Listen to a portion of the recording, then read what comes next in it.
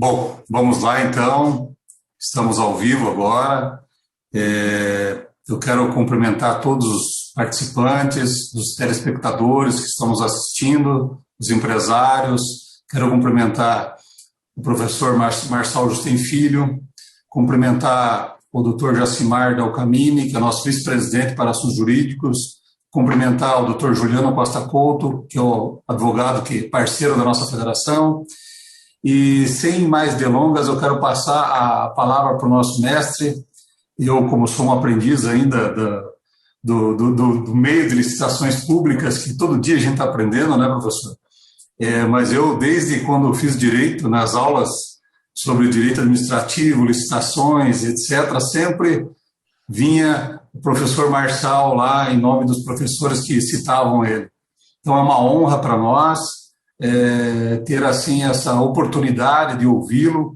Sei que o senhor está trazendo notícias frescas para nós. Nós temos aí a lei de licitações que acaba de ser mudada, e eu sei que o senhor também já escreveu um livro de Flash. Eu não sei como é que o senhor consegue, mas parabéns por isso. E com a palavra, Dr. Juliano Costa Couto, que vai dar sequência na sua apresentação. Muito obrigado por nos dar essa honra.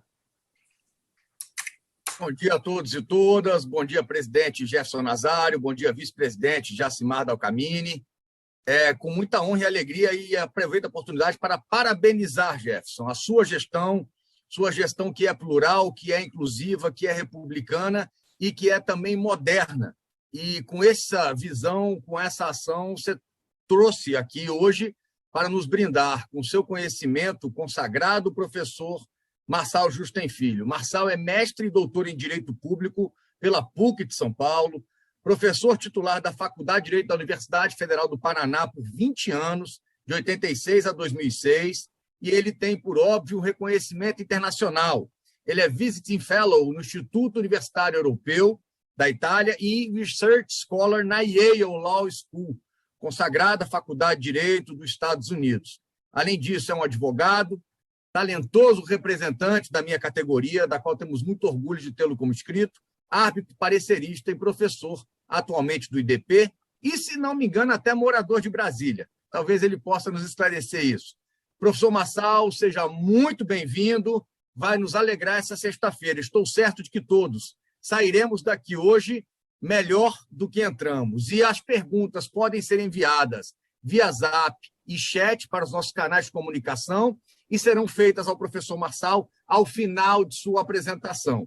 Muito obrigado e bom trabalho, boa aula.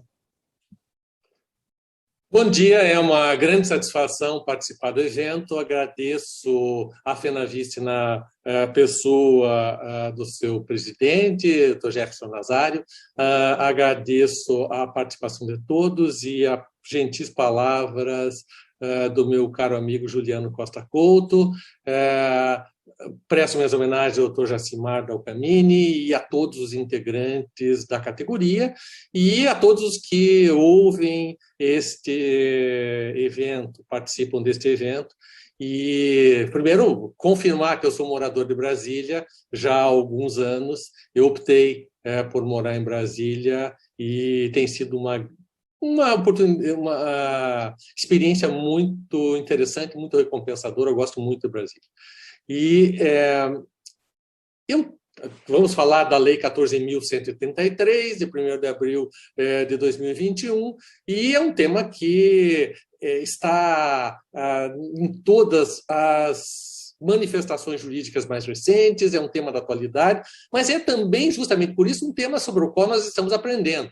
Às vezes eu temo que as pessoas esperem de mim uma solução mágica ou divina sobre problemas que foram instalados no Brasil há centenas de anos, pelo menos há dezenas de anos, problemas esses que se relacionam à atividade administrativa do Estado brasileiro, que foram enfrentados por diferentes leis ao longo do tempo e que são objeto de tratamento da Lei 14.133, lei essa que não tem o condão mágico nem divino, ela própria, de impor uma modificação radical numa realidade brasileira. A minha primeira advertência, meu primeiro pensamento é esse: nós não podemos imaginar que uma lei uma vez sancionada, produza uma espécie de ruptura na vida social e da noite por dia tudo se resolva. Essa é uma espécie de ilusão que todos, inclusive nós do meio jurídico, temos. E não é algo realista. Como não é realista imaginar que eu, Marçal Justin Filho, tenho todas as respostas e tenho todas as soluções e me contactei com uma espécie de oráculo, com uma divindade qualquer que vai falar através de mim e eu vou. Não vai ser assim e nem pode ser assim, nem é uma solução satisfatória, nem democrática, né? Ter alguém que diga para os outros, de um modo impositivo, quais são as soluções para os problemas. Eu apenas tenho me dedicado a estudar como que eu escrevi esse livro, Comentários à Lei de Licitações e Contratações Administrativas, que vai ser publicado agora no final de maio pela editora Thomson Reuters. Eu me dediquei durante 4 meses, eu cessei todas as minhas atividades e me dediquei durante 4 meses a estudar a lei e a escrever sobre ela. Portanto, não foi assim um processo tão sem sofrimento, digamos, foi bem sofrido. Eu tenho feito várias postagens no Instagram, no meu canal, que é Marçal Justin, e tenho falado bastante sobre o assunto, o que é uma decorrência da demanda e do desejo da população brasileira e da comunidade jurídica de encontrar melhores soluções para licitações e contratações administrativas. Eu tenho uma exposição que eu vou apresentar e que sintetiza aquilo que eu pretendo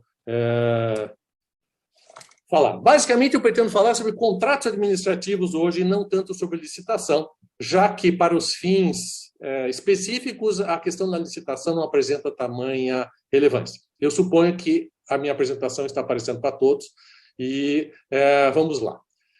Em termos genéricos, antes de entrar propriamente no tema, nós poderíamos agrupar as novidades, as inovações trazidas pela Lei 14.133 em 3 grupos. Há inovações sistêmicas, digamos assim, que envolvem a alteração da disciplina da atividade administrativa em geral.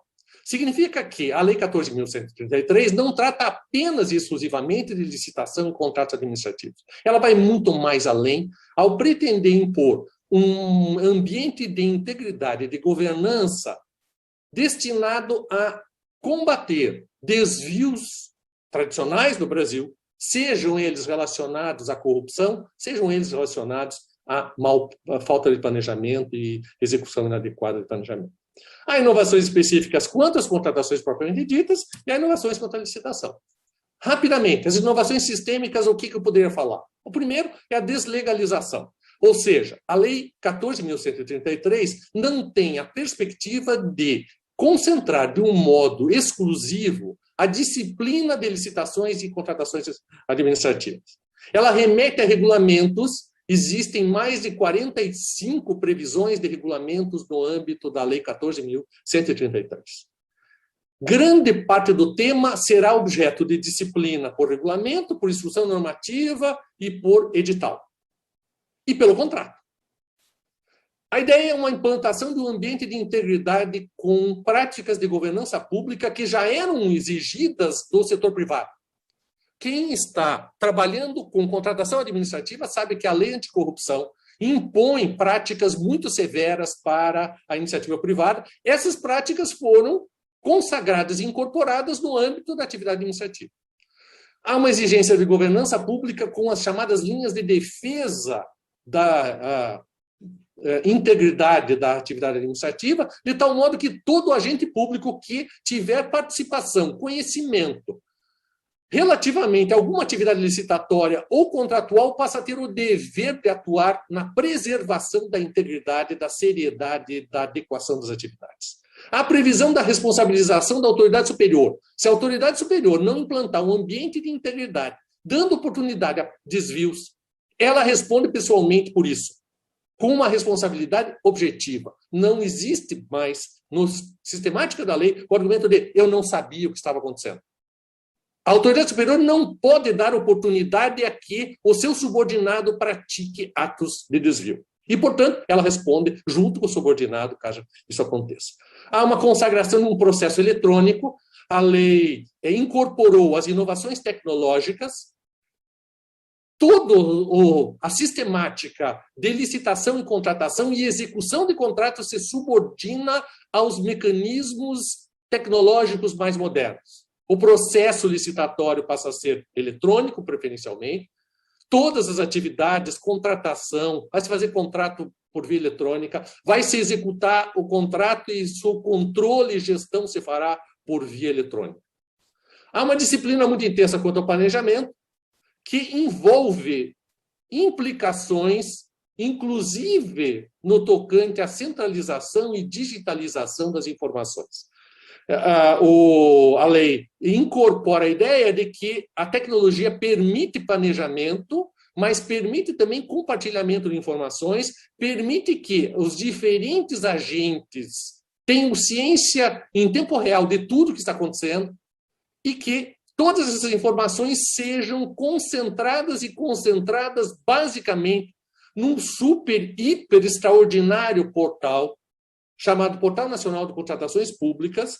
Portal esse que é um sítio eletrônico que deverá contemplar todas as informações sobre todas as licitações, todos os contratos, contratações diretas, tudo que for praticado no âmbito de contratação e licitação, deverá estar contido no Portal Nacional de Contratações Públicas, que inclusive contemplará minutas, modelos, informações sobre desempenho anterior, de tal modo que seja possível a qualquer pessoa, mediante acesso ao Portal Nacional de Contratações Públicas, ter informação sobre tudo o que acontece em todos os entes federativos do Brasil, em termos de licitação e contratação. Esse Portal Nacional contemplará também, segundo previsto, uma plataforma para a realização de licitações e, portanto, será possível a todos os entes federativos promover, e todas as entidades de administração pública, com personalidade de direito público, se valer do Portal Nacional de Contratações Públicas para realizar as suas próprias licitações. Há uma inovação magnífica, que é um dos pontos mais marcantes da nova lei, que é a reforma da disciplina da invalidade dos atos administrativos. Se supera a súmula 473 do Supremo Tribunal Federal, que dizia que do ato nulo não derivam direitos. Se admite a geração de direitos para particulares e terceiros, mesmo nos casos de nulidade absoluta. Se admite a modulação dos efeitos da decisão invalidatória. E há uma previsão que é uma previsão também muito interessante, que é o dever de resposta a todos os pleitos formulados pelo particular. Não se admite mais que a administração permaneça omissa diante de um pleito de um particular. O particular que formula um requerimento tem direito a obter uma manifestação da administração. A administração tem o dever de se manifestar sobre isso, e isso tem um reflexo específico no tocante à repactuação, como nós veremos adiante. No entanto, a lei não trata do problema fundamental do Brasil, da administração pública brasileira, que se chama precatório. Eu tenho brincado dizendo, ou o Brasil acaba com o precatório, ou o precatório acaba com o Brasil. Enquanto não for solucionado o problema de precatórios, todas essas questões sobre licitação, contratação administrativa, não serão solucionadas. Nem se eliminará a corrupção no Brasil. Ou o Brasil acaba com o precatório, ou estabelece um mecanismo que impeça a utilização do precatório como um meio de escape ao Estado de Direito, ou tudo isso é uma ilusão. Bom, vamos a um tema que é o tema central da minha exposição. O tema central da minha exposição se relaciona com os contratos de serviços contínuos. Aqueles contratos tratados no artigo 57, inciso 2, da Lei 8666, que é um tema central de interesse para a categoria, são aqueles contratos que, na Lei 8666, podiam ser contratados por prazo superior à vigência do crédito orçamentário que se vinculassem, ou podiam ser objeto de sucessivas prorrogações até o prazo de 5 anos, 60 meses. Essa hipótese foi mantida, essa figura foi mantida na Lei 14.133, com um tratamento muito mais detalhado e minucioso. Aliás, bastante minucioso. Um dos temas que é tratado com maior profundidade na Lei 14.133 envolve os serviços executados de forma contínua. Há uma definição formal serviços, o que está no artigo 6º, inciso 16, que eu leio. Serviços contínuos são aqueles com regime de dedicação, serviços contínuos com regime de dedicação exclusiva de mão de obra, são aqueles cujo modelo de execução contratual exige, entre outros requisitos, que os empregados ou contratado fiquem à disposição nas dependências do contratante para a prestação do serviço, o contratado não compartilhe os recursos humanos e materiais disponíveis de uma contratação para execução simultânea de outros contratos, e o contratado possibilita a fiscalização pelo contratante quanto à distribuição, controle e supervisão dos recursos humanos alocados a seus contratos. Essa definição formal do inciso 6º, do inciso 16º, inciso 16 do artigo 6º, não implica que apenas estes sejam os serviços contínuos contratáveis. Há duas categorias de serviços contínuos da Lei 14.133. Os serviços contínuos, que são aqueles executados de modo contínuo, e os serviços contínuos com regime de dedicação exclusiva de mão de obra, que tem essa categoria que tem o regime da repactuação previsto. Os serviços contínuos que não envolvam dedicação exclusiva de mão de obra estão sujeitos às regras gerais da contratação administrativa, com algumas ressalvas.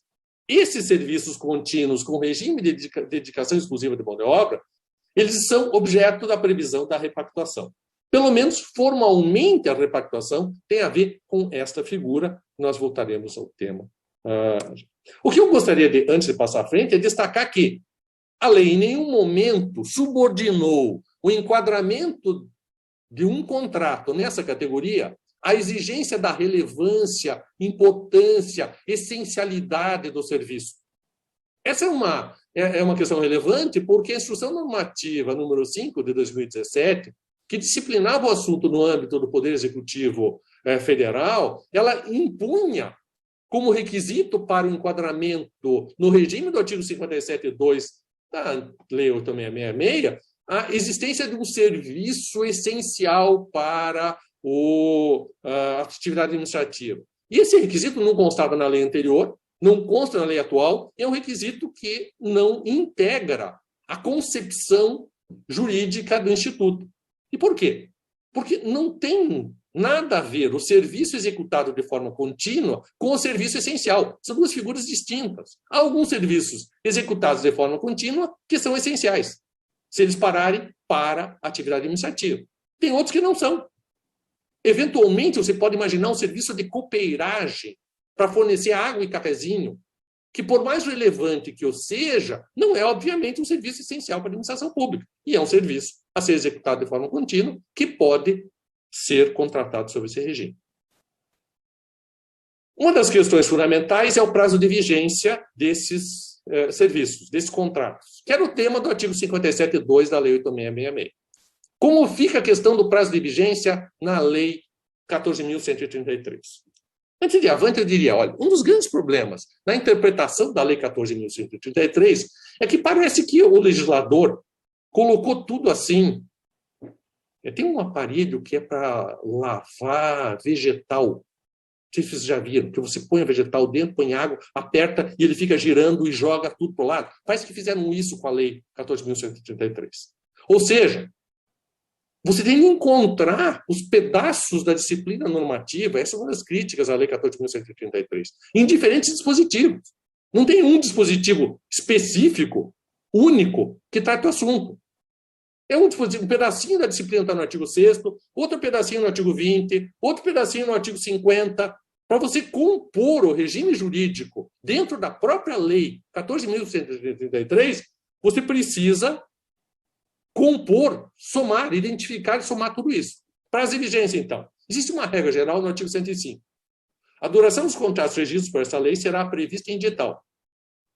E deverão ser observados, no momento da contratação e a cada exercício financeiro, a disponibilidade de créditos orçamentários, bem como a previsão no plano plurianual quando ultrapassar um exercício financeiro. Essa disposição não é exatamente idêntica àquela da Lei 8.666. Ela é muito mais ampla. Vejam, deverão ser observados no momento da contratação, não no momento da licitação. E a cada exercício financeiro, ou seja, a cada exercício financeiro, você verificará a disponibilidade de créditos orçamentários. bem como a previsão no plano plurianual quando ultrapassar um exercício financeiro. Ou seja, quando o contrato tiver de ultrapassar um exercício financeiro, ele tem que estar dentro do plano plurianual. Mas você não precisa verificar isto, de modo genérico, no momento da licitação. Você vai verificar no momento da contratação, o que é, eventualmente, um problema. E há uma outra regra geral no artigo 150. Nenhuma contratação, não é nenhuma licitação, nenhuma contratação será feita sem a caracterização adequada do seu objeto e sem a indicação dos créditos orçamentários para pagamento das parcelas contratuais vincendas no exercício em que for realizada a contratação. Portanto, eu posso ter uma contratação com prazo superior a um exercício orçamentário, mas o problema que a lei exige é a existência de crédito orçamentário para o exercício em que for realizada a contratação, sob pena de nulidade de ato, etc. Mas há uma regra específica no artigo 106. A administração poderá celebrar contratos com prazo de até 5 anos nas hipóteses de serviços e fornecimentos contínuos. Ou seja, aqui não há nenhuma referência à exclusividade de mão de obra. Abrange, portanto, também os casos em que não há exclusividade de mão de obra, observadas as seguintes diretrizes. 1. A autoridade competente do órgão ou entidade contratante deverá testar a maior vantagem econômica vislumbrada em razão da contratação plurianual. É a primeira questão fundamental que se relacionava à argumentação na primeira versão da Lei 8666 do artigo 57.2. Por que você contrata por 60 meses? Por que você contrata por 5 anos? Porque você reduz os custos do particular. Porque o particular vai diluir os seus custos fixos num período muito mais amplo e ele pode, então, realizar investimentos, pode contrair obrigações, pode contratar pessoas, não necessariamente pelo regime trabalhista, mas pode assumir encargos por um período maior, o que implica uma redução de custos que pode ser transferida para o preço oferecido para a administração pública, o que é uma questão econômica óbvia. Qual é o problema de você contratar por um prazo curto, prorrogável sucessivamente, como a administração fazia? É que, como a prorrogação não é um direito do particular, isso é pacífico, o particular tem de se programar para amortizar o seu investimento dentro de cada período. Portanto, ele é contratado por 6 meses, que é o que resta, como se fazia antes. Eu vou contratar cada serviço continuado pelo prazo remanescente do exercício financeiro. Então, eu contrato por 6 meses. Ora, se eu contrato por 6 meses, todos os meus custos fixos, uniforme, por exemplo, outros investimentos que eu tenho de fazer, eu tenho de amortizar em 6 meses. Porque se eu for prorrogar depois de 6 meses, a prorrogação é uma faculdade da administração. E ela pode simplesmente dizer, eu não quero prorrogar. E se ela não quiser prorrogar, o particular não tem direito a nenhuma indenização. Portanto, fazer um contrato com prazo de até 5 anos, sob um ponto de vista primário, em termos econômico-financeiros, é muito mais vantajoso para a administração pública do que fazer um contrato por 6 meses prorrogáveis até 5 anos. Portanto, a lei já induz, façam os contratos por prazo maior, que isto vai ser mais vantajoso para a administração. Por outro lado, a administração deverá testar, no início da contratação de cada exercício, a existência de créditos orçamentários vinculados à contratação e a vantagem de sua manutenção. No entanto, o inciso 3º produz uma regra absurda. A administração terá a opção de extinguir o contrato sem ônus quando não dispuser de créditos orçamentários para sua continuidade ou quando entender que o contrato não mais lhe oferece vantagens. Ou seja, você pode contratar por 5 anos, mas você pode, administração pública, resolver o contrato unilateralmente, sem nenhum ônus, não a qualquer tempo. A lei diz na data de aniversário do contrato. A cada ano, se não tiver crédito orçamentário, ou se entender que não é vantajoso, a administração pode rescindir o contrato sem nenhum tipo de consequência. Essa faculdade de resolução unilateral se relaciona ao artigo 106, inciso 3º, está disciplinada no parágrafo 1º do artigo 106. A extinção mencionada no inciso 3º do caput desse artigo ocorrerá apenas na próxima data de aniversário do contrato e não poderá ocorrer em prazo inferior a 2 meses contado da referida data. Ou seja, a administração pública tem uma espécie de uma janela a cada ano, computado a partir da data da contratação, para promover a rescisão por ato unilateral, sem que haja qualquer ônus para ela. Ou seja, essa é uma solução que ela é despropositada, eu digo isso nos comentários, porque se o particular, confiando na administração, fez uma estimativa de investimento para 5 anos, ele vai ter um prazo de 5 anos para amortizar os seus investimentos, reduzir os preços, ofereceu vantagens para a administração em virtude do prazo de 5 anos, é um despropósito, é inconstitucional que a administração possa, em prazo inferior, por fim ao contrato sem indenizar o particular. Não tem solução jurídica nesse sentido no Brasil. E, se não for reconhecido isto, a administração pública não terá nenhuma vantagem nas licitações, porque o particular terá o ônus de incorporar na sua proposta, de precificar o risco de uma rescisão unilateral por parte da administração antes do decurso do término do prazo contratual. Essa disciplina da faculdade de extinção é um dos temas centrais, me parece que vai dar margem a grandes discussões depois da vigência e da aplicação, a lei na verdade está vigendo, mas da aplicação das regras da Lei 14.133. Uma outra questão é a prorrogação, porque se permite a prorrogação. Os contratos de serviço, artigo 107, os contratos de serviço e fornecimentos contínuos poderão ser prorrogados sucessivamente, respeitada a vigência máxima decenal. Significa que, se ele for contratado por 5 anos, ele pode ser prorrogado até 10. Mas se ele for contratado por um prazo inferior, ele pode ser, na sistemática típica da Lei 8.666, ir sendo prorrogado. E essa prorrogação pode chegar até 10 anos. Desde que haja previsão em edital e que a autoridade competente ateste que as condições e os preços permanecem vantajosos para a administração, permitida a negociação com o contratado ou a extinção contratual sem ônus para qualquer das partes. E essa hipótese não apresenta maiores peculiaridades no tocante à extinção contratual sem ônus para qualquer das partes, partindo do pressuposto de que a prorrogação não é um direito adquirido do particular, mas é uma faculdade de ambas as partes, e, portanto, se qualquer das partes entender que não é vantajosa a prorrogação, ela tem a faculdade, ao final do prazo previsto originalmente, de produzir essa extinção.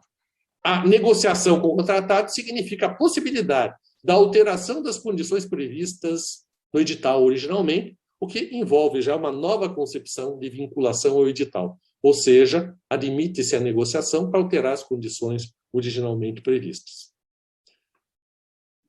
Uma outra questão que é central na lei é a disciplina da repactuação. A repactuação, todos que trabalham no âmbito de contratação administrativa, especialmente em serviços contínuos, sabem que a repactuação é uma figura que surgiu sem previsão em lei, que foi disciplinada em atos normativos secundários e que acabou sendo objeto de institucionalização no âmbito federal por meio de instruções normativas e por meio da jurisprudência do TCU.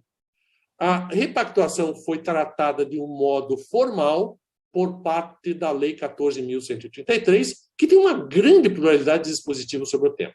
Primeiro, ela tem uma definição formal sobre o conceito, inciso 59 do artigo 6º, repactuação, forma de manutenção do equilíbrio econômico-financeiro do contrato, utilizada para serviços contínuos com regime de dedicação exclusiva de mão de obra ou predominância de mão de obra, por meio da análise de variação de custos contratuais devendo estar prevista no edital com data vinculada à apresentação das propostas para os custos decorrentes do mercado e com data vinculada ao acordo, à convenção coletiva ou ao dissídio coletivo, ao qual o orçamento esteja vinculado para custos decorrentes da mão de obra. A prolixidade desse dispositivo reflete a complexidade do problema dos contratos de serviços contínuos que envolvam mão de obra. Todos os que atuam no setor sabem que existem variações de custo no âmbito desses contratos que se referem a fatores peculiares relacionados a regime de serviço trabalhista, basicamente. Ou, se não trabalhista, pelo menos de categorias profissionais. Ou seja, basicamente, uma coisa é você ter um contrato de fornecimento de um automóvel, de gasolina, os preços todos estão no mercado. Outra coisa é você ter um contrato cuja execução depende do uso de mão de obra. Essa mão de obra está sujeita a categorias profissionais que têm dissídios coletivos, etc. Dissídios coletivos esses cujo conteúdo não se vincula a variações inflacionárias previstas e refletidas por índices de variação de preços. Portanto, a lei trata do reajuste de preços contratual e trata da repactuação. E prevê essa definição para repactuação especificamente como instrumento para a manutenção do equilíbrio econômico-financeiro de contratos de serviços contínuos, em que haja ou dedicação exclusiva ou predominância de mão de obra. A lei ela tem tamanha preocupação com o tema que ela tem dois dispositivos com texto igual. O artigo 25, parágrafo 8º, e o artigo 92, parágrafo 4º, tem a mesma redação. Nas licitações de serviços contínuos, observado em interregno no mínimo de 1 ano, o critério de reajustamento será por 1. Reajustamento em sentido estrito, quando não houver regime de dedicação exclusiva ou predominância de mão de obra. 2. Repactuação, quando houver regime de dedicação exclusiva ou predominância de mão de obra. O artigo 135 trata, vejam só, a gente já está em outro dispositivo. Nós falamos do 6º, do 25, do 92, e agora está falando do 135, que trata especificamente da repactuação. Prevendo que a repactuação será feita mediante demonstração analítica da variação dos custos contratuais com data vinculada. A apresentação da proposta para os custos decorrentes do mercado, e, portanto, eu vou ter custos que são reajustáveis de acordo com índices de mercado, basicamente, e ao acordo, convenção coletiva ou dissídio coletivo ao qual a proposta seja vinculada para os custos de mão de obra. E daí existem vários parágrafos no artigo 135 que disciplinam minuciosamente o tema. Por exemplo, a repactuação poderá ser dividida em tantas parcelas quanto forem necessárias. Observado o princípio da anualidade do reajuste de preço da contratação, ou seja, significa o quê? Que você pode ter várias etapas de repactuação, digamos assim. Por exemplo, você tem uma pluralidade de categorias profissionais que estão envolvidas na execução do contrato. Cada categoria profissional tem um dissídio em data distinta. Então, você vai fazer uma repactuação altamente complexa, em que os custos, a variação de custos de cada categoria será considerada em vista do período anual, mas do dissídio coletivo da categoria. Então, se você tiver 5 categorias, você vai distribuir essa repactuação, basicamente, em 5 etapas. Podendo ser realizada em momentos distintos para discutir a variação, vejam, discutir a variação de custos que tenham a sua anualidade resultante em datas diferenciadas, como os decorrentes de mão de obra e os decorrentes de insumos necessários à execução do serviço. Quem trabalha com repactuação e em contratos de objeto complexo sabe o que isso significa e sabe a dificuldade que isso envolve. Por isso, o parágrafo 5º do artigo 135 diz: quando a contratação envolver mais de uma categoria profissional, a repactuação poderá ser dividida em tantos quantos forem os acordos, convenções, dissídios envolvidos na contratação. Mas o artigo 135 prevê uma regra que é uma regra problemática, que já tinha sido apontada pelo TCU, consagrada pelo TCU, e tinha sido prevista em instruções normativas. A administração não se vinculará às disposições contidas em acordos, convenções ou dissídios coletivos de trabalho que tratem de matéria não trabalhista, de pagamento de participação dos trabalhadores nos lucros ou resultados do contratado, ou que estabeleçam direitos não previstos em lei, como valores ou índices obrigatórios, bem como preços para insumos relacionados ao exercício da atividade. Essa é uma questão problemática, especialmente por causa do parágrafo 2º. É vedado a órgão ou entidade contratante vincular-se às disposições previstas dos acordos, convenções ou dissídios, que tratem de obrigações e direitos que somente se aplicam a contratos com a administração pública.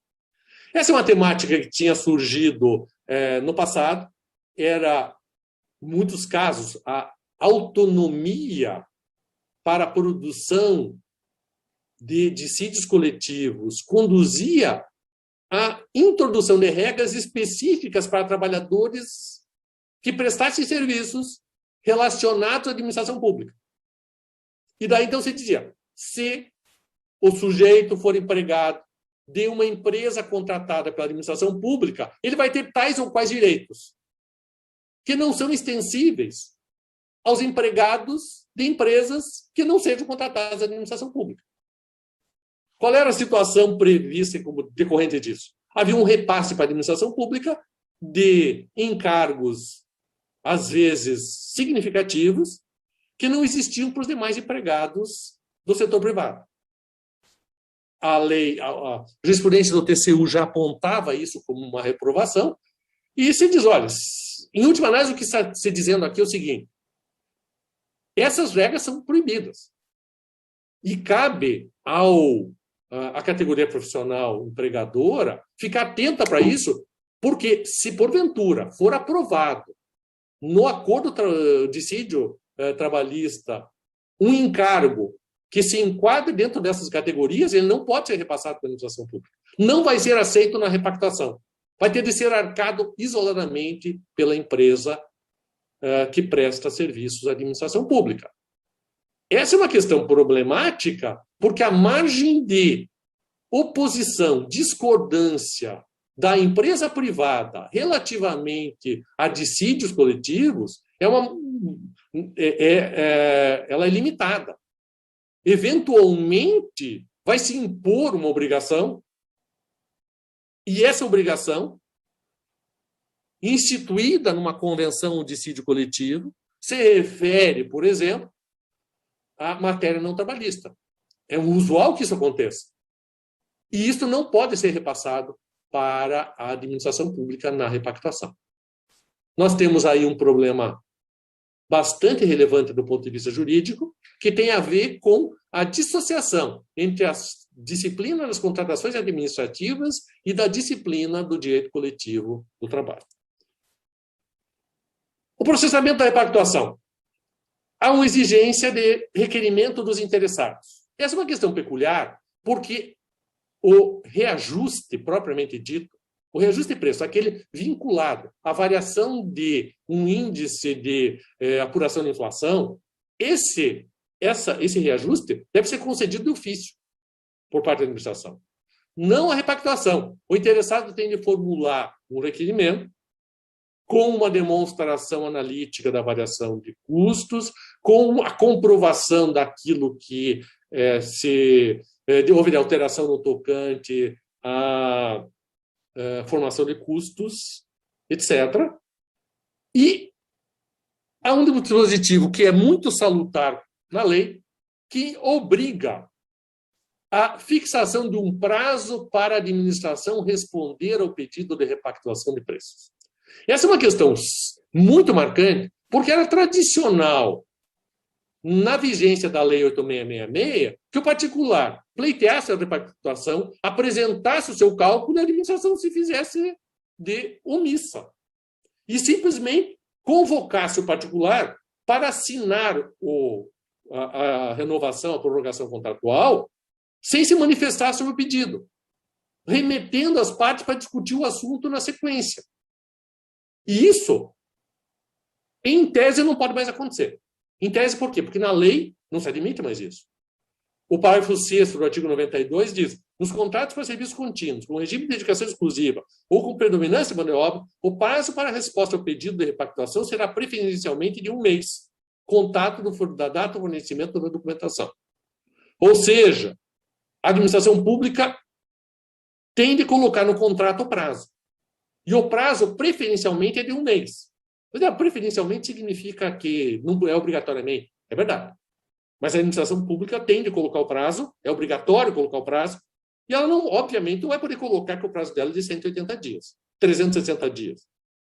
Não é 1 mês, é muito pouco. Ela que justifique isso.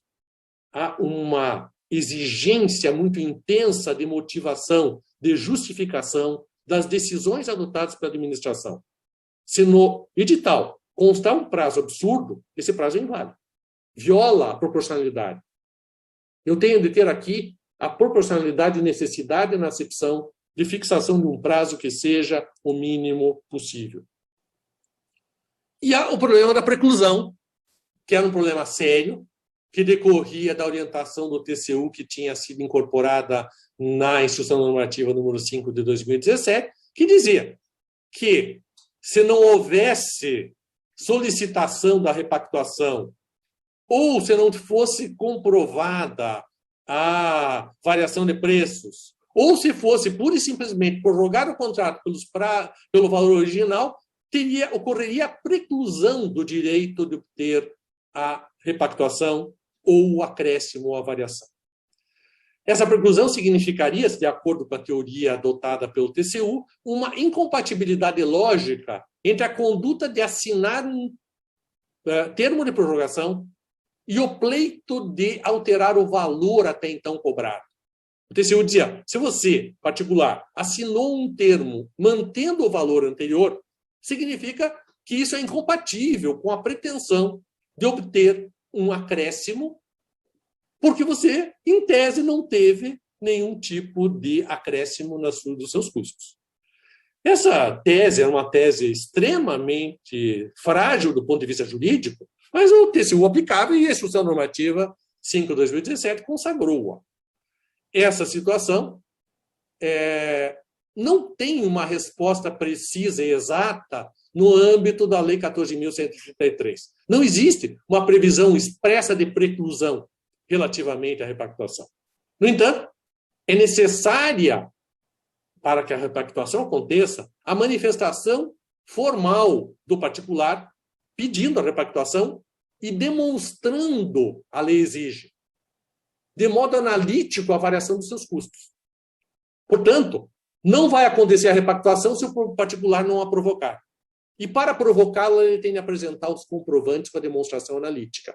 Implicitamente, portanto, eu posso supor que se ele não se manifesta, ou se ele não faz a demonstração analítica, a administração não pode deferir a ele uma repactuação com valores superiores ao que ele vinha praticando. No entanto, existe a exigência de manifestação formal da administração quanto ao pleito. Logo, se imagina, dentro da sistemática implícita da lei, que vai ocorrer a preclusão. Se o particular ficar omisso, ele não vai ter a repactuação. Se ele apresentar uma demonstração analítica que não tenha um custo, ele não vai poder pedir depois. De todo modo, há uma hipótese no artigo 131, parágrafo único, que diz o seguinte: o pedido de restabelecimento do equilíbrio econômico-financeiro, e repactuação é, formalmente, um instrumento de restabelecimento do equilíbrio econômico-financeiro, deverá ser formulado durante a vigência do contrato e antes da eventual prorrogação nos termos do artigo 107 desta lei. Significa, portanto, que, genericamente, a lei proíbe pedido de reequilíbrio, revisão de preços, depois de extinto o contrato. Encerrado o contrato, não pode mais pedir. Diferentemente do que acontecia na Lei 8666. Nada impede que você peça antes do encerramento, mas você não pode pedir depois do encerramento, mesmo nos casos de prorrogação. Portanto, há uma necessidade de cautela intensa quanto ao tema, porque a tendência dos órgãos de controle será a manutenção do entendimento anterior. Ou seja, se porventura você não pediu, ou se você pediu e não incluiu tudo que você tinha direito de incluir, você perdeu o direito.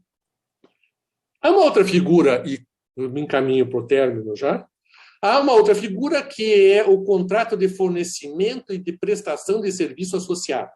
É uma figura que não existia na lei anterior e que pode apresentar grande relevo, inclusive no setor. O artigo 6º, inciso 34, diz que esse contrato é um contrato de objeto complexo, misto, caracterizado pelo fornecimento e prestação de serviço associado, em que, além do fornecimento do objeto, o contratado responsabiliza-se por sua operação, manutenção ou ambas por tempo determinado. Em princípio, o fornecimento é para compras. No entanto, ao disciplinar no artigo 46 obras e serviços de engenharia, a Lei 14.133 diz: na execução indireta de obras e serviços de engenharia são admitidos os seguintes regimes: fornecimento e prestação de serviço associado. Significa dizer que você pode ter um contrato em que o particular tem a obrigação contratual de construir algo e de prestar serviços posteriormente, relativamente a esse algo. Uma penitenciária, por exemplo. Você eventualmente teria aí um fundamento para dizer o particular é contratado para um objeto que é executar a infraestrutura, que é uma obra de engenharia, e depois se presta serviços associados a isso. Manutenção, operação, e isto por um tempo determinado. O artigo 113 também se refere a a mesma figura contratual, prevendo que o contrato firmado sob o regime de fornecimento e prestação de serviço associado terá sua vigência máxima definida pela soma do prazo relativo ao fornecimento inicial. E aqui fornecimento claramente é uma compra. Ou a entrega da obra. E claramente eu tenho, portanto, o reconhecimento de que essa figura contratual pode ser utilizada para obras e serviços de engenharia. Somado com o prazo relativo ao serviço de operação e manutenção.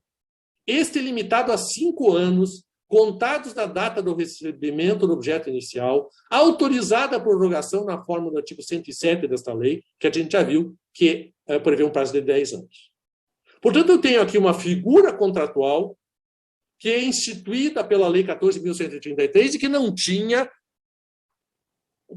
a proximidade maior que existe contra essa figura é a concessão administrativa, que é uma figura que está prevista na lei das PPPs e que tinha uma remuneração muito peculiar vinculada ao desempenho do particular. Essa é uma outra figura que está regida como uma espécie de contrato com objeto complexo que soma obra, serviço, engenharia ou uma compra e a prestação de serviços. Eu tenho aqui a possibilidade, portanto, de comprar um equipamento e contratar a manutenção no mesmo contrato, independentemente daquelas figuras de dispensa, de licitação que a gente conhecia, que continuam previstas, aliás, na Lei 14.133. Conclusões. Existe uma flexibilização da disciplina contratual.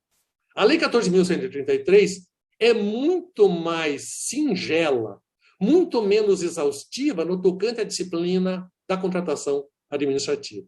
Ela dá margem, permite, atribui à administração um campo de atuação para conceber, modelar contratos sem a necessidade de uma expressa disciplina minuciosa na própria lei. O termo pode ser objeto de regulamentos, mas o edital pode construir novas figuras contratuais. Há uma redução da oportunidade para práticas administrativas oportunistas. Isso envolve, inclusive, a redução dos prazos previstos para rescisão do contrato por culpa da administração. Tem a ver com a diminuição do prazo para que o particular, sem pagamento, por exemplo, suspensão do pagamento, suspensão da obra e outras práticas que a administração costumava adotar e que importavam um grave sacrifício aos direitos e interesses do particular. Há novas alternativas de contratação. No entanto, há as incertezas sobre o futuro, porque nós não sabemos exatamente como tudo isso vai funcionar efetivamente na prática no mundo real. Será que a administração pública brasileira vai mudar da noite para o dia simplesmente porque vai aplicar a Lei 14.133? é incerto. Mas certamente o que se impõe, mais do que nunca, é um dever de diligência do contratado. O contratado não pode arriscar. Se o contratado pretender supor que ele pode realizar uma contratação para depois tentar consertá-la, mediante alterações, acréscimos, é cada vez menos viável isso, o TCU tem combatido isso, os órgãos de controle têm combatido isso. É melhor perder uma licitação do que você quebrar. Porque se você fizer uma proposta que não vier a ser viável de execução, em termos econômico-financeiros para a empresa, ela dificilmente conseguirá obter alguma solução para compensar os seus investimentos, custos, gastos, etc. Isso não deixa de significar, por um lado, que, desde logo, é muito possível que os preços praticados nos contratos tenham um acréscimo. Ou seja, se o particular vier a praticar o preço efetivamente compatível com as suas despesas e com o mercado, é muito possível que tudo aquilo que a administração pública vinha, de algum modo, negando, tenha de ser formalmente incorporado. Nós estamos, portanto, diante de um novo cenário. Esse novo cenário é um desafio que todos nós teremos de enfrentar. Muito obrigado. Muito obrigado, professor. Uma salva de palmas aí para a apresentação, que é uma verdadeira aula, uma aula muito qualificada. Nós já temos algumas perguntas ali, eu já vou passar para o doutor Juliano e o doutor Jacimar elaborar para o senhor. E eu, como empresário do setor e também um dos líderes aí na categoria, eu queria fazer uma pergunta que eu acho que está dentro do contexto, tanto da 866 como a nova lei que vem. O senhor entende que a nova lei ela traz mais responsabilidade para o pregoeiro na forma de licitar? Porque nós vemos aí ainda os órgãos públicos continuam focados no menor preço e não no melhor preço. E isso gera passivos bilionários aí para o ente público, que as empresas acabam não conseguindo honrar o contrato, ainda mais com essas previsões aí que o senhor vê que muitas vezes agora estão possibilitando fazer até 5 anos, mas você faz uma projeção de diluição de custo em 5 anos, mas o ente público tem a liberdade de rescindir em 12 meses. Você fica um tanto quanto perdido quanto a isso.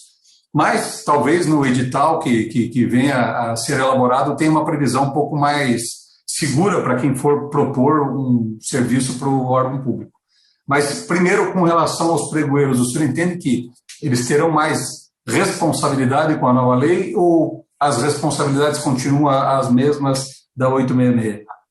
Há uma previsão explícita na lei nova relativamente ao conceito de menor preço.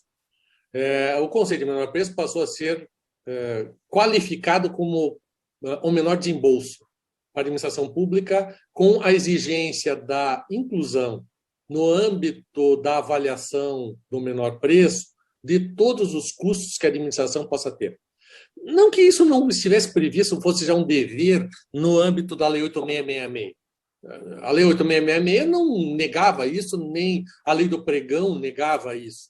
Mas agora está considerado determinado de modo explícito que todas essas implicações da execução do contrato sejam tomadas em vista.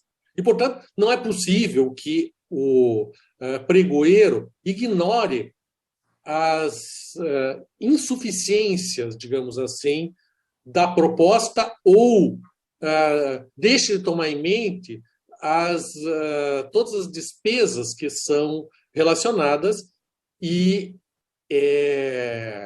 pode-se supor que o próprio edital deva ser melhor elaborado para incorporar tudo isso e para assegurar todas essas diferentes questões. É verdade, no entanto, que o TCU já tinha uma jurisprudência dizendo, olha, se a proposta do particular tiver um defeito, como, por exemplo, ausência de previsão do custo de um insumo, ausência de previsão de um de um tributo, de uma carga tributária, azar do particular. Muito embora essa jurisprudência do TCU exista, parece-me que é muito claro no cenário atual a construção de uma exigência de que tudo isso seja avaliado no momento do pregão e que o pregoeiro tome em mente a efetiva inexecuibilidade de propostas. A ideia de que menor preço é o menor valor previsto como remuneração por particular está superado. A lei formalmente superou isso. E, portanto, é indispensável que o pregoeiro admita e identifique as falhas e os defeitos e promova a desclassificação. Veja o que acontece. A lei prevê que a atuação como pregoeiro seja reservada para pessoas que têm uma formação específica ou experiência no assunto. O artigo 7º trata disso. É claro que uma grande parcela das pessoas que trabalha com pregoeiro hoje em dia é meio amador sobre o assunto. É indispensável uma manifestação, uma atuação mais concreta da administração pública de treinamento desse pessoal. Isso talvez seja algo que institucionalmente possa ser desenvolvido, porque o pregoeiro também, você fica observando lá, veja do ponto de vista do pregoeiro. Ele vai desclassificar uma proposta, daí o TCU vai dizer, você desclassificou mal essa proposta. Para o pregoeiro, o risco da responsabilização é muito sério. Se ele desclassifica uma proposta que não devia ser desclassificada, ele é responsabilizado. Se ele aceita uma proposta que devia ter sido desclassificada, ele é responsabilizado. Espera aí, como que ele vai salvar a vida dele? Então é necessário que haja um suporte da administração pública como um todo para a função do pregoeiro. Ótimo. Ótimo. Obrigado pela explicação. Doutor Juliano, com a palavra, por favor. Muito obrigado, Marçal, professor Marçal, pelas lições objetivas, claras, com os slides trazendo o cotejo para a legislação. Foi muito proveitoso. O senhor está sendo muito elogiado aqui. No YouTube, nós estamos com mais de 250 pessoas assistindo. Aliás, agradeço a todos os advogados, alunos, a minha equipe do escritório e dos demais colegas que eu divulguei isso, e assim, de muito proveito, e parabéns à FenaVisto por estar graciosamente ofertando isso à comunidade jurídica. Professor, eu vou fazer, presidente Jefferson, duas perguntinhas aqui, e acho que vai dar dentro de uma resposta só, professor Marçal. A primeira é a seguinte, dentro dessa ideia de uma formação mais técnica dos pregoeiros, dos operadores dos contratos e licitações, dentro do que virá, como estofo técnico do Portal Nacional de Contratações Públicas, uma agonia que aflige muito ao setor de vigilância privada é o fato de algumas propostas, algumas contratações, professor Marçal, serem sacramentadas em preços que nós já sabemos manifestamente inexequíveis. Não há milagre a ser feito quando você tem, por exemplo, 200 vigilantes que devem ter seus salários em dia, nós já somos conhecedores dos encargos, e aí você vai ter, no máximo, ali uma gestão de cunho administrativo, de lucro ou não. Então, assim, como reagir a isso contra preços inexequíveis que levarão, talvez, no futuro, à responsabilização do Estado por não adimplemento de tributos e encargos sociais? E a segunda questão, muito rápida, um pouco vinculada, o edital, a partir de agora, pode trazer a previsão de prorrogação contratual pelo prazo de até 10 anos.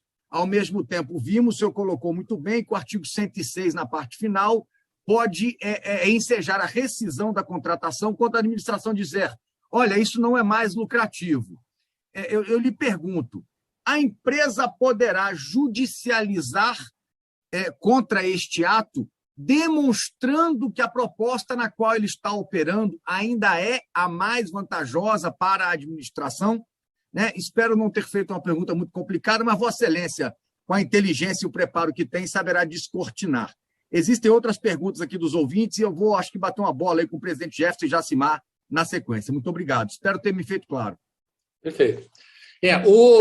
A questão de preço inexequível sempre foi um problema muito relevante, porque rigorosamente não existe nenhuma fórmula aritmética ou estatística que indique a configuração disso.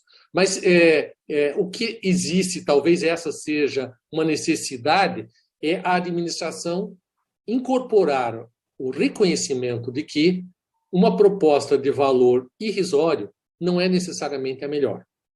E, portanto, essa é uma questão que é o grande desafio da administração pública, que tradicionalmente acha que, ao ser enganada, e ser enganada de um modo evidente, ela está tendo alguma vantagem.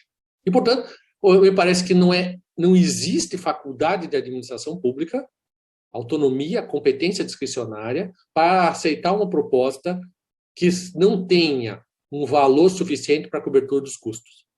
Essa é uma questão que tem de ser incorporada para a administração pública, inclusive por isso, como você implicitamente colocou, se o particular não pagar e não liquidar essas obrigações, no caso de serviços com mão de obra exclusiva, está previsto na própria lei. Vai ocorrer uma responsabilização, tal como o Supremo tinha definido, etc., vai ocorrer a responsabilização da administração pública, e isso está expressamente previsto na lei, inclusive.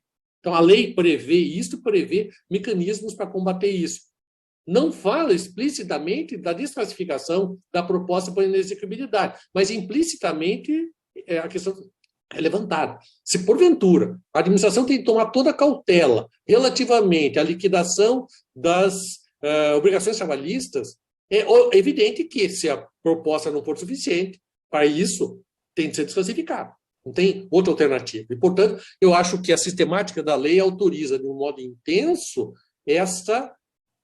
a necessidade de a administração tomar consciência disso e o direito do particular apontar essas circunstâncias. Lembre que existe toda uma nova sistemática de procedimentos auxiliares que remetem à documentação do que aconteceu e, inclusive, a informações sobre o desempenho anterior do licitante em outros contratos administrativos. Isso vai ficar disponível de modo genérico. Há uma regra, inclusive, de desconsideração de pessoa jurídica que é problemática, mas que tem a virtude de permitir que essas empresas que tradicionalmente aparecem para vir disputar uma licitação sem nenhum compromisso e depois somem, elas normalmente têm as mesmas pessoas envolvidas, elas devem ser objeto de combate por parte da própria administração, porque a lei estabelece isso. E você vai ter como um dos critérios, inclusive de seleção necessário de qualificação, a comprovação do desempenho anterior. E, portanto, você vai ter de colocar no edital a comprovação do teu desempenho anterior num contrato com objeto semelhante, que vai ser um requisito de qualificação qualificação técnica. Qual foi o teu desempenho anterior num contrato semelhante? E isto, portanto, é um acréscimo para compor esse quadro como um todo. Segunda parte da questão. Eu acho que, sem dúvida, a ideia de que o encerramento de um contrato vantajoso pela simples afirmativa da administração pública de que o contrato não é vantajoso é um indício sério de desvio ético praticado. Ou seja, todas as decisões devem ser motivadas. E a afirmativa, mesmo em face da Lei 8666, já era assim, mas agora tem de ser reputado como uma questão objetiva. Todas as avaliações de preço são sujeitas a um mecanismo previsto no artigo 23 da lei. Você afirma que o preço é vantajoso ou desvantajoso, não mediante uma convicção subjetiva, mas mediante indicadores objetivos. E, portanto, se o sujeito disser que vai fazer a rescisão porque não é vantajosa a manutenção do contrato, ele tem que provar isso. E se não provar, a questão é objeto de controle, e eu acho que controle jurisdicional, além de uma sugestiva comunicação aos órgãos de controle para verificar o que está acontecendo num caso desses. Obrigado, professor. Doutor Jacimar. Professor Marçal, parabéns aí pela brilhante palestra. Acho que isso vem enriquecer o conhecimento da nova norma e agradecer a todo o público que está nos acompanhando aí. Nós sabemos que o presidente da República ainda, essa lei ainda não entrou em vigência por conta dos vetos. Ele vetou, salvo engano, 26 disposições que estão sendo submetidas ao Congresso para manter ou não esses vetos. o senhor destacaria algum desses vetos que seriam importantes ser mantidos na nova lei? Naquilo que a lei não foi vetada, ela está em vigor. Então, o veto não obstaculiza a vigência dos dispositivos que não foram vetados. Então, esses dispositivos, em grande parte deles, existe, eu até tenho dito, olha, o dispositivo não era norma geral, ele não vinculava estados e municípios, eu achava que era... Tem um dispositivo que é o dispositivo talvez maior complexidade, que para a iniciativa privada é o dispositivo mais central. É aquele que diz que a ordem de início da execução de qualquer contrato deve ser acompanhada do depósito numa conta corrente vinculada dos valores necessários à liquidação da prestação.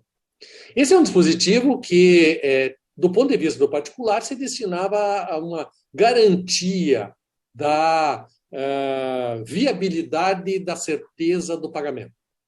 E talvez, se esse dispositivo tivesse sido mantido, ele pudesse representar efetivamente uma redução de custos para a administração pública em vista da redução dos chamados custos de transação. Ou seja, o particular sabendo que o montante correspondente à prestação a ele devida está reservado numa conta bancária que não pode ser objeto de penhora, de nada, essa conta bancária se destina apenas ao pagamento dele particular. Isso permitiria uma segurança ao particular, segurança intensa. O argumento que foi dado pelo presidente é de que esse dispositivo dificulta a gestão orçamentária, viola postulados de direito financeiro, etc., que não são contrários à vinculação, proíbe a vinculação de receitas à despesa, etc. Uma parcela grande dos administrativistas ficou muito revoltada com o veto desse dispositivo.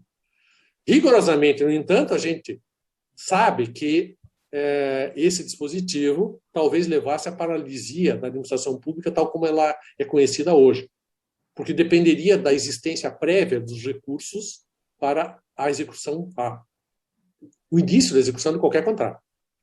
Portanto, no entanto, eu gostaria de ver esse dispositivo em vigor. Eu gostaria que isso acontecesse. Qual será a grande grita de prefeitos, governadores e tal? Eles não vão mais poder fazer contrato, iniciar contrato, porque eles sabem que eles não vão pagar.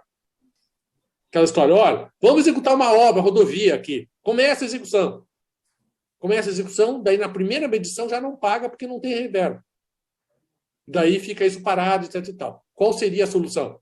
Você recebe a verba, você vincula a verba àquilo e você executa.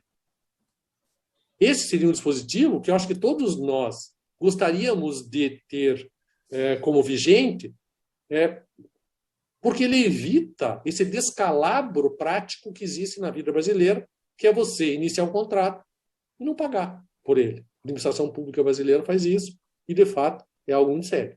Se a administração pública fosse confiável, se não tivesse problema precatório, não precisava fazer isso. Professor, nós temos aqui várias perguntas, mas eu vou fazer o seguinte, eu vou passar depois, vou fazer uma, o doutor Juliano mais uma e o doutor Jacimar mais uma. Aí depois nós encaminhamos as outras perguntas para o senhor, senão nós vamos falar o dia inteiro aqui, que vieram várias aqui. Nós temos aqui uma pergunta, que é um paranaense aqui. A PGE do Paraná e outras procuradorias têm orientado a não utilizar a Lei 14.133 de 21, antes que os pontos sejam regulamentados para serem aplicados com segurança jurídica. Na sua opinião, a lei não está pronta? Na minha opinião, o modelo que a gente para o qual a gente está evoluindo é um modelo dinâmico que não é mais o antigo. E, sob esse ângulo, nenhum modelo está pronto. A lei não está pronta? Sob um certo ângulo, a lei não está pronta. Essa concepção de deslegalização, ela é um pouco chocante para nós, pensadores do direito clássicos, que legalidade, tudo deve estar previsto na lei, a administração pública não pode fazer nada que não esteja previsto em lei, etc. Isso, aliás, é superado em todos os lugares do mundo e vai ser superado no Brasil também. Eu tinha sugerido, inclusive, isto. Eu escrevi vários artigos sobre o tema e parece-me que a lei está em vigor. Mas eu não sugiro, eu sei, parece-me não, a lei está em vigor, perdoe, pelo absurdo que eu disse. Não, a lei está em vigor. Alguns dispositivos, para a sua aplicação, necessitam regulamentação. Portanto, eu diferenciei 3 grupos de normas dentro da Lei 14.133. Aquelas que estão plenamente em vigor e são eficazes e aplicáveis, como, por exemplo, dever de implantar a governança pública, a exigência de gestão por competências, o planejamento, o controle, tudo isso está em vigor. A administração pública não pode dizer, não vou aplicar isso. Como? Por que motivo você não vai aplicar? É obrigatório aplicar. Tem um segundo grupo que se relaciona ao Portal Nacional de Contratações Públicas, que envolve publicação de edital e publicação de contratos. Enquanto esse edital não estiver operacional, é muito problemático você dizer que você vai fazer licitação com base na Lei 14.133, especialmente porque a Lei 14.133 diz que, por um prazo de 2 anos, é possível fazer licitação com base nas outras leis que perderão vigência daqui a 2 anos. Portanto, enquanto não estiver em vigor isto, é problemático, eu não aconselho fazer licitação com base na Lei 14.133 ou contratação direta, porque o que está se querendo é isso, fazer contratação direta. Por quê? Porque o limite para dispensa de licitação foi elevado substancialmente. Para contratos, o limite de dispensa na Lei 8.666 é 16.700, é isso, né? E o limite passou a ser R$50 mil. Então, todo mundo quer fazer contratação com base na direta. Eu não quero fazer licitação, mas eu quero fazer contrato sem licitação com base na nova lei. Por quê? Porque o limite é maior.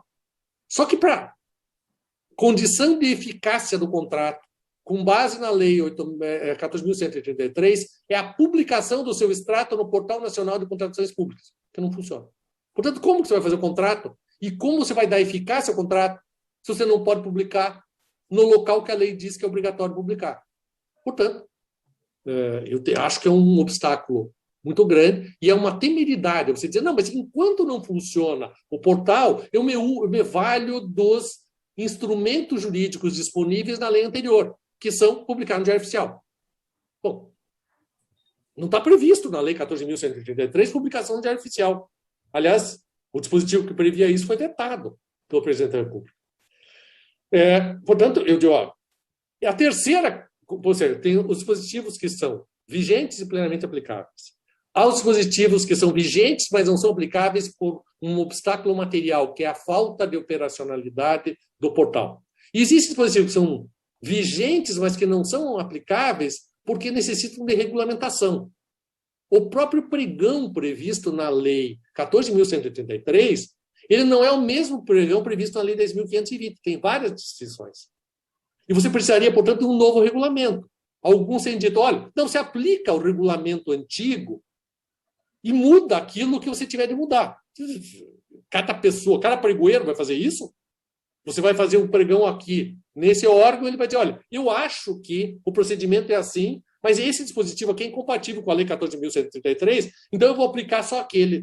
Daí o outro pregoeiro acha outra coisa, o outro acha outra coisa, vai virar uma confusão danada. Ou seja, é muito mais razoável, muito mais seguro, muito mais inteligente, você, qual o motivo do desespero de querer aplicar a lei nova?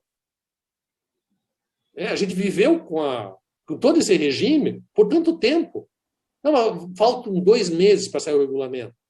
Esperemos 2 meses. A gente estuda melhor a lei, inclusive, etc. Então, eu até compreendo e apoio a posição da PGE do Paraná.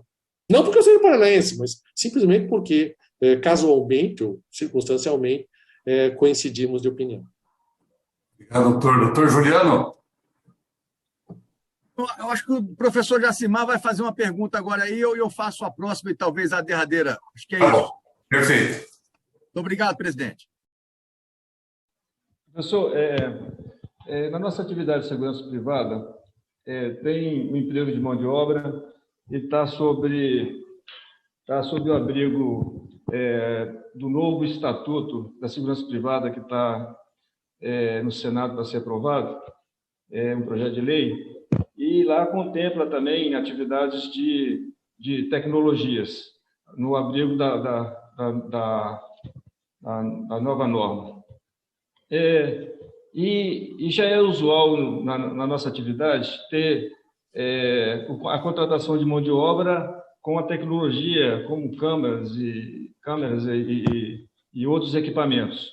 A pergunta da Cláudia Marques aqui ainda que o contrato exija investimentos, equipamentos, máquinas, etc., a extinção do contrato no primeiro ano poderá se dar sem ônus para a administração? Eu acho que essa concepção é uma concepção que deve ser interpretada em termos. Eu posso imaginar que existam situações em que a contratação... É problemático isso, mas eu posso imaginar que a contratação envolva uma prestação por parte do particular que não demande investimentos de longo prazo mais significativos. E que, portanto, eu teria só mão de obra. Imaginemos isso. E daí, então, você encerra o contrato, o particular tem de fazer provisão para a rescisão dos contratos de trabalho ao término do prazo, e, portanto, o preço que ele cobra já incorpora tudo isso. Encerrou hoje, não ficou nenhum resquício de encargo para o particular. Se for assim, é possível que a administração ponha fim a qualquer instante dentro desse prazo anual. No entanto, se o contrato tiver previsto a aplicação de qualquer outro equipamento ou a existência de alocação de investimentos cuja amortização se faça ao longo do prazo de um contrato de 5 anos, 2 anos, 3 anos, não é cabível que a administração ponha fim e diga para o particular, olha, você pode levar suas câmeras e faça o que você quiser com elas. Não é possível isso. Ou seja, é indispensável que o contrato preveja essa solução. Se porventura, e isso talvez seja uma questão de prevenção que a gente se acostumou muito intensamente para o jeito do trabalho. Todos nós sabemos, eu não sou especialista em trabalho, mas todos nós sabemos que, em termos de trabalho, você tem de prevenir a ocorrência de um evento que seja danoso, porque depois não tem como corrigir. Talvez nós estejamos diante de um cenário aqui, no âmbito da atividade administrativa, semelhante. Se você tiver um edital que diz que você tem de comprar, investir, o prazo de 5 anos, e não disser o que vai acontecer se houver uma rescisão, você tem de impugnar esse edital. Olha, é indispensável. Para formular a proposta, eu tenho de saber o seguinte: eu serei obrigado a amortizar este investimento no prazo de 12 meses, ou eu posso amortizar esse investimento no prazo contratual previsto. O contrato tem de dizer isso, porque é essencial para poder formular a proposta. Senão, não tem como formular a proposta. O edital é inválido por uma falha na disciplina da elaboração das propostas. E daí um sujeito vai formular uma proposta com prazo de amortização em 5 anos e outro com prazo de 12 meses. Não são propostas iguais. Não tem como julgar qual é a proposta mais vantajosa num caso desses, por defeito do edital.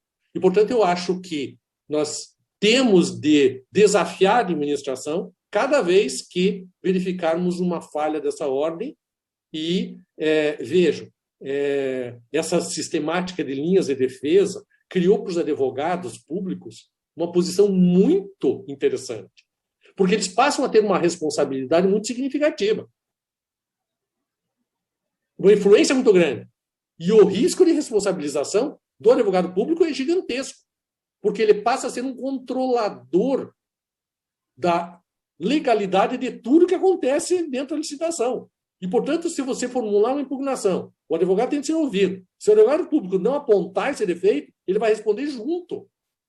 Não é assim, não, mas o meu parecer era consultivo. A tendência, não, você vai responder por não ter dito, olha, de fato, existia um defeito nesse edital. Você tem de apontar como advogado. E, portanto, a um cenário que é um cenário muito mais favorável ao reconhecimento de pleitos procedentes por parte particular, para evitar aquela clássica situação.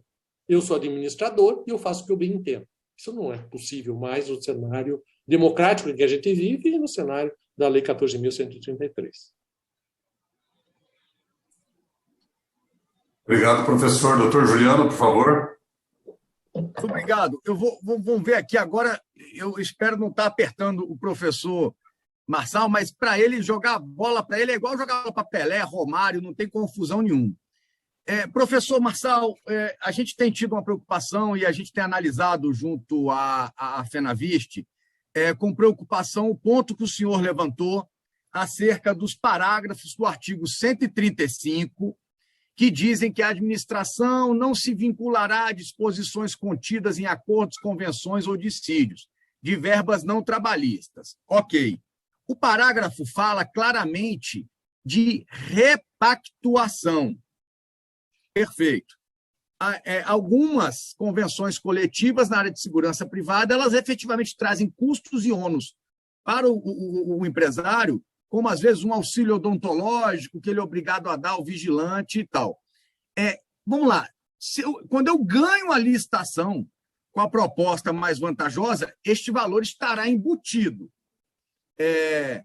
Eu posso inferir que somente quando da repactuação não se admitirá aumento neste item, ou será que a administração, quando ver a minha proposta vantajosa, fala, olha, eu não vou remunerar isto?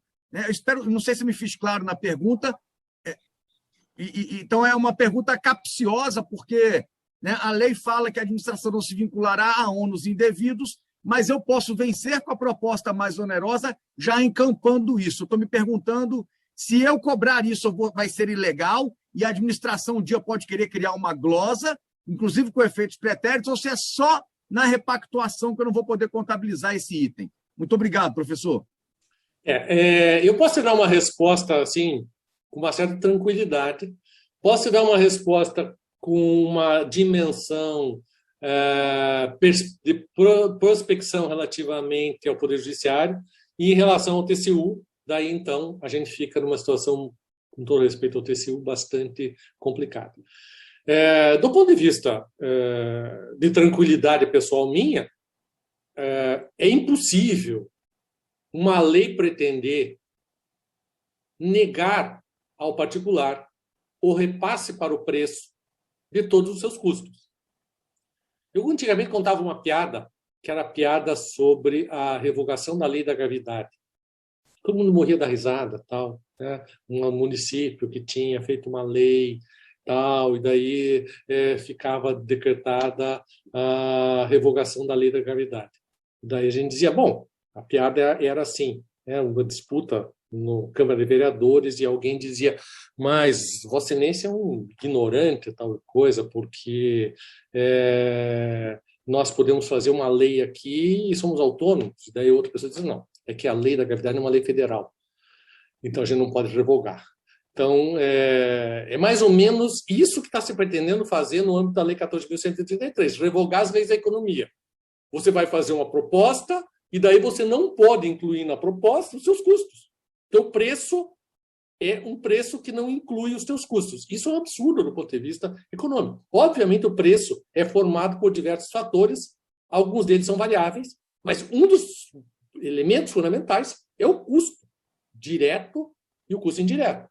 Portanto, se isso é um custo por particular, é claro que a sua proposta tem de compor isto. E, portanto, a ideia, a finalidade do dispositivo, acho que é para o primeiro e para o segundo artigo 135, é impedir que, depois de pactuar o contrato, haja um acréscimo relacionado a outras despesas que onerariam a administração pública sem que o particular se preocupasse com o assunto. O particular diz, como isso eu vou repassar por preço, eu vou dar todos os benefícios para os empregados sem nenhuma preocupação. Então, essa seria a preocupação. Mas, ainda assim, a minha ponderação é a seguinte, Se, porventura, você tiver um dissídio coletivo que estabelece, de modo genérico, um encargo para todos os empregadores, não tem como. Viola a isonomia, viola a propriedade, viola uma série de princípios constitucionais, não tem como a administração dizer, não, eu não vou pagar, azar seu. Você fique com isto e você pague de um jeito para pagar. Não tem forma de fazer isso. Não existe, de acordo com o sistema, essa situação. Você tem de incorporar no preço todos os custos, ainda que supervenientes, decorrentes de eventos que não estão sob a gestão do particular. Então, essa é a minha segunda questão. Cabe, eventualmente, ao Poder Judiciário para uma interpretação conforme desse dispositivo. Agora, o TCU, essa é uma outra questão. O TCU pode simplesmente dizer, eu acho que, como não era cabível incluir na repactuação, então não podia incluir desde o preço inicial. Existe esse risco do TCU dizer isso? Existe. E você vai dizer, não, mas o tal do oráculo falou numa vídeo que não pode. O TCU vai morrer da risada e dizer, olha, oráculo é o TCU, não o professor Marçal. Quem manda é o TCU, e eles têm razão sobre o setor. Eu reconheço, sem nenhuma dificuldade isso.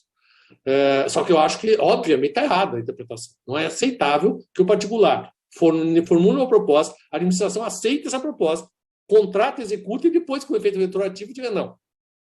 Isto é inconcebível dentro de um sistema que preze segurança jurídica. Mas o TCU, às vezes, nem sempre é fácil, né? Vamos lá, presidente Jefferson.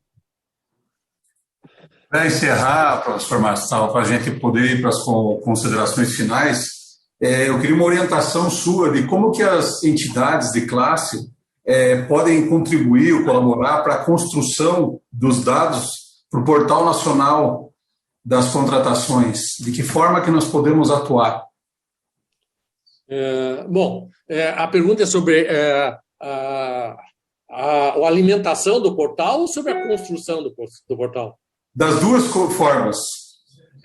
Eu tive informações sobre o aspecto técnico da implantação, no sentido de que está em andamento isso e que, num prazo muito menor do que se poderia esperar, ele estará em funcionamento. Existem algumas formalidades burocráticas, porque não foi ainda constituído o comitê gestor do portal. E o primeiro passo indispensável para o funcionamento do portal é a constituição do comitê gestor. E esse comitê não foi constituído ainda. Então, isso é um problema, mas no âmbito federal, a informação que eu tenho é que existem estudos bastante evoluídos e adiantados para o funcionamento do portal, pelo menos na sua parte inicial. Tá? Que é uma coisa bastante simples, né? O portal tem uma amplitude muito grande, mas para fazer divulgação de edital e divulgação de contrato, não tem nenhuma complexidade. Portanto, você pode começar o funcionamento do portal com isso, de um modo muito simples, sem grandes dificuldades. Então, acho que o governo federal tem recursos para isso e que está encaminhando. O que talvez seja viável seja uma moção das diferentes entidades no sentido da dinamização da implantação do comitê gestor. O tema talvez esteja parado dentro de algum órgão federal e talvez possa ser trazido à luz do dia para discussão e, na verdade, não é uma coisa muito difícil. O comitê gestor é basicamente um ato administrativo que diz, olha, são indicados os nomes de tais pessoas, chama os representantes de estados, chama os representantes do município, para cada qual indicar os seus representantes. Né? A lei prevê o assunto e se resolve isto, sem o que não tem como andar a coisa. E no tocante às informações, eu acho que será necessário verificar como serão alimentadas essas informações. Porque é uma questão de segurança séria, porque todas as informações deverão constar lá e uma informação equivocada pode ser muito ruim. Então, se tem de ter um controle de segurança no tocante à alimentação muito grande. E Então, é algo assim que terá de ser examinado com cautela no tocante à regulamentação do restante, que é informação sobre desempenho, informação sobre punição, informação sobre registro de preços, tudo vai estar nesse portal, e o filtro para acesso a isto é talvez a grande preocupação de todos nós. Então, eu acho que essa seria a questão de colaboração, de estar atento para ver quais são as soluções adotadas, inclusive, para, se for o caso, apontar a necessidade de aperfeiçoamento. Ok, muito obrigado. Doutor Juliano, considerações finais. Olha, presidente Jefferson, presidente Jacimar, uma alegria ter tido a oportunidade aqui de ouvir e aprender com o professor Marçal. Vocês viram que você pode fazer a pergunta que for, que ele habilmente e de forma leal, né, não fica escorregando da sua opinião. Sou admirador de seu trabalho, é um colega em Brasília.